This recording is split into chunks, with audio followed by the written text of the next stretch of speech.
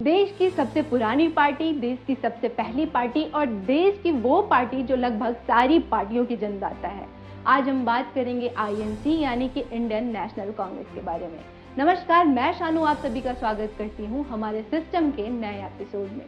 इस पार्टी के इतिहास की सबसे खास बात यह है कि देश की पहली पार्टी की स्थापना किसी एक विदेशी ने की थी। जी हाँ, कांग्रेस की स्थापना 28 दिसंबर 1885 को स्कॉटलैंड के रहने वाले ब्रिटिश इंडिया के एक अधिकारी A.O. ह्यूम ने की थी। ह्यूम उस समय भारत में ही कार्यरत थे। माना जाता है ब्रिटिश सरकार की नीतियों और आम भारतीयों की हालत को देखते हुए इस पार्टी की स्थापना की गई थी। कलेक्टर पद पर तैनात ह्यूम ने अपनी सरकारी पद से इस्तीफा देकर 72 भारतीयों के साथ मिलकर इस पार्टी की स्थापना की थी। हालांकि काफी समय तक खुद कांग्रेस इस बात को नहीं मानती थी, लेकिन आखिरकार 1912 में ह्यूम की मौत के बाद उन्हें पार्टी के संस्थापक का दर्जा दिया गया। एक ऐसी पार्टी जिसका इतिहास इतना पुराना हो, उसे एक साथ बताना थोड़ा तो मुश्किल है, लेकिन हम सब कुछ बताएंगे। वीडियो के पहले हिस्से में आज़ादी के पहले की कांग्रेस और दूसरे हिस्से में आज़ादी के बाद के कांग्रेस के बारे में बात की गई है। तो कहानी की शुरुआत कुछ इस तरह है कि 1860-70 के दशक में सुखाड़, गरीबी, भुखमरी और ब्रिटिश सरकार की पार्शियलिटी का मार झेल रहा हमारा सुंदर प्यारा देश और उसकी जनता काफी परेशान थी। देश का वो हिस्सा जहां सुखाड़ और भुखमरी चरम पर था, वहां लगभग 25% आबादी खत्म हो चुकी थी। वहीं महंगाई दर 300% तक बढ़ चुकी थी। देश के लोगों में क्रांति लाने का जोश था। तभी ह्यूम ने भारत के शिक्षित लोगों के साथ मिलकर इस पार्टी का निर्माण किया। शुरुआती दौर में इस पार्टी की ब्रिटिश सरकार से कुछ अहम मांगी थी, जिसमें सबसे पहली मांग थी कि देश के कोने कोने में, गली चौराहे में भी अखिल भारतीय संगठन बनाया जाए और उसके सदस्य मौजूद हो, जिससे कि आम लोगों की बातें सरकार तक पहुंचाया जा सके। वहीं दूसरी डिमांड थी कि देश की जनता को राजनीतिक ज्ञान यानी इस सिस्टम के बारे में एजुकेट किया जा सके, जिसका नतीजा आज हम सब बहुत अच्छे से देख सकते हैं। इसके अलावा भारत के सभी उच्च पदों पर भारतीयों को भी तैनात किया जाए, यानी कि इंडियन सिविल सर्विसेज में भी इंडियंस को मौका दिया जाए। कुल मिलाकर भारत की आम जनता की परेशानियों को ब्रिटिश सरकार तक पहुंचाया जा सके, जिससे कि आम भारतीयों के जीवन में थोड़ा बदलाव आए। हालांकि ह्यूम के इतने संघर्ष के बाद भी कोई खास परिणाम देखने को नहीं मिला।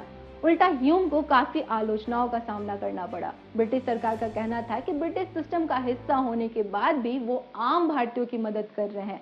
वहीं भारत की आम जनता रिजल्ट नहीं मिलने के कारण खुश नहीं थी। यहाँ पर आपको एक जरूरी बात बता दें जो कि काफी खास है। ह्यूम के कांग्रेस पार्टी के गठन को लेकर एक खास थ्योरी है, जिसे सेफ्टी वॉल थ्योरी कहा जाता है। खुफिया रिपोर्ट में कहा जाता है कि ह्यूम ने इस पार्टी की शुरुआत भारत की जनता के अधिकारों के लिए नहीं, बल्कि ब्रिटिश सरकार के बचाव के लिए किया गया था। साथ ही यह भी कहा जाता है कि अगर ह्यूम ने इस पार्टी की शुरुआत नहीं की होती तो भारत काफी पहले आजाद हो गया होता, क्योंकि भारत के लोगों में ब्रिटिश सरकार के खिलाफ उस समय काफी आक्रोश था। लोग उस समय ब्रिटिश सरकार को जड़ से उठाकर हटाना चाहते थे। कहा जाता है कि ब्रिटिश सरकार के पास उस समय एक रिपोर्ट आई थी जिसमें बताया गया था कि भारत के लोग सरकार से बिल्कुल ना खुश थे और यहाँ की जनता अंग्रेजों को देश से हटाना चाहती थी। ऐसे में इस पार्टी का गठन कर ह्यूम ने भारत के लोगों को झांसा दिया। उनके दिमाग में आजादी यानी क्रांति शब्द निकालकर एक शांतिपूर्ण सरकार चलाने का संदेश दिया। उन्होंने लोगों को यह समझाया कि ब्रिटिश सरकार आपकी इन बातों को सुनेगी, सारी परेशानियों को सुनेगी और सारी मांगों को भी सुनेगी और उसका हल भी निकालेगी।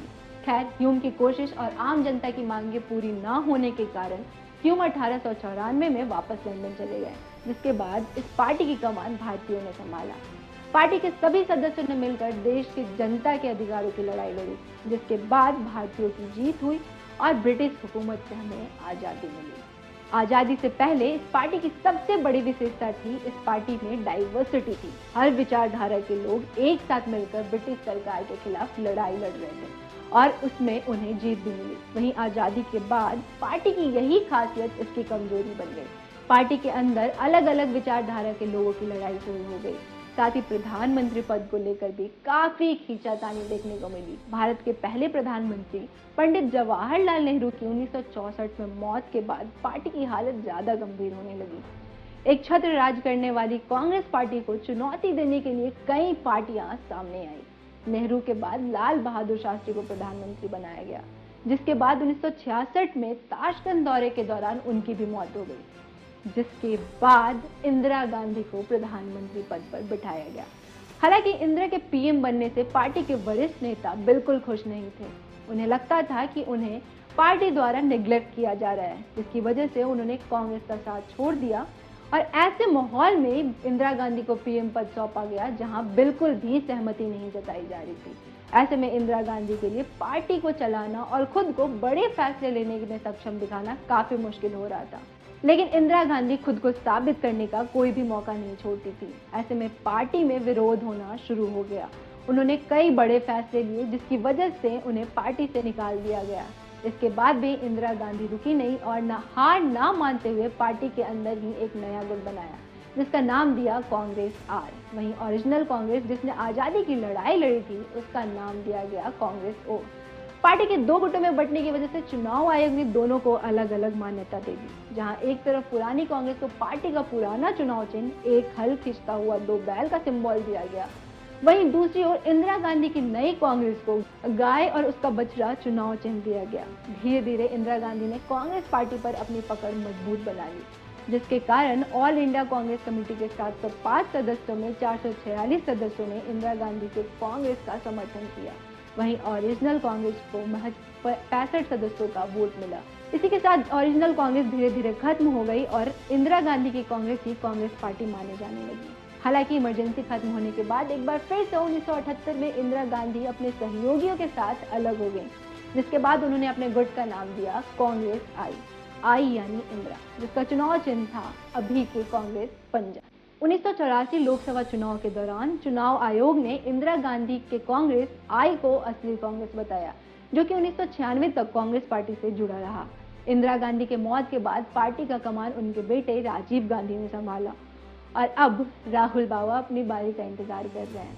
खैर, तो ये था कांग्रेस पार्टी का इतिहास। अगर आपको हमारा ये वीडियो पसंद आया हो तो प्लीज़ लाइक करें, शेयर करें और सब्सक्राइब करना ना भूलें।